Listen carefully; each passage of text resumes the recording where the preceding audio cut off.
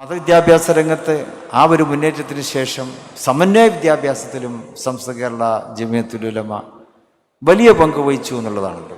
മദ്രസയോടൊപ്പം തന്നെ പുതിയ വിദ്യാഭ്യാസ സംവിധാനങ്ങൾക്ക് രൂപം കൊടുക്കുവാൻ കഴിഞ്ഞു. ഇവിടെ കേരളത്തിലേതുപോലെ ആ സമന്വയ വിദ്യാഭ്യാസത്തിനുള്ള ഉജ്ജ്വലമായ സ്ഥാപനങ്ങൾ ലോകത്ത് മറ്റൊരിടത്ത് നമുക്ക് കാണുവാൻ കഴിയുകയില്ല. ഞാൻ അതിൻ്റെ പേരെടുത്ത് പറഞ്ഞുകൊണ്ട് ഇനിയിപ്പോൾ ഞാൻ ഏതെങ്കിലും പേര് വിട്ടുപോയാൽ പിന്നെ അത് വിവാദമാകുമെന്ന് വിചാരിച്ചിട്ട് ഞാൻ ആ സ്ഥാപനങ്ങളുടെ പേരൊന്നും പറയുന്നില്ല.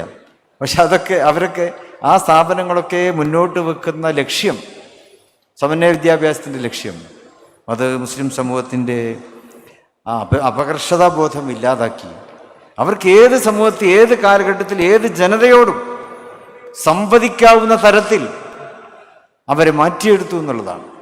ഇന്ന് ലോകത്തിൻ്റെ ഏത് ഭാഗത്ത് നോക്കിയാലും കേരളക്കാരായ പണ്ഡിതന്മാരെ നമുക്ക് കാണുവാൻ കഴിയും. പ്രത്യേക യുവ പണ്ഡിതന്മാരെ കാണാവുള്ളൂ.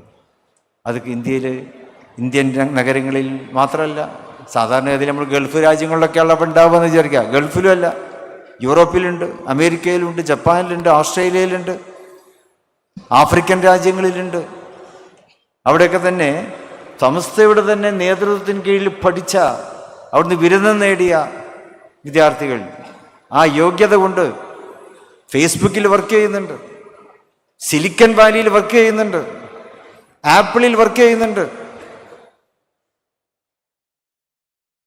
ശാസ്ത്ര സാങ്കേതിക സ്ഥാപനങ്ങളിലൊക്കെ അവർ വർക്ക് ചെയ്യുന്നു, BBC-യിൽ വർക്ക് ചെയ്യുന്നു. ഇപ്പൊ ലോകത്തെ എണ്ണപ്പെട്ട വിശ്രുതമായ അഡ്വാൻസ്ഡ് ആയിട്ടുള്ള ഏത് മേഖലയിലും ഒരുവിധ ഇടർച്ചയും പതർച്ചയും കൂടാതെ സംസ്ഥയുടെ സ്ഥാപനങ്ങളിൽ പഠിച്ച വിദ്യാർത്ഥികൾക്ക്, യുവാക്കൾക്ക് മുന്നേറുവാൻ കഴിഞ്ഞിട്ടുണ്ട്. അപ്പം അത് വിദ്യാഭ്യാസ മേഖലയിൽ സമസ്ത കാഴ്ചവെച്ചിട്ടുള്ള ഏറ്റവും സുപ്രസിദ്ധമായിട്ടുള്ള കാര്യങ്ങളാണ്. അപ്പോൾ അവയൊക്കെ വീണ്ടും വീണ്ടും അതിനെ പ്രോത്സാഹിപ്പിച്ചുകൊണ്ടും വളർത്തിക്കൊണ്ടും നമുക്ക് മുന്നോട്ട് പോകേണ്ടതുണ്ട്.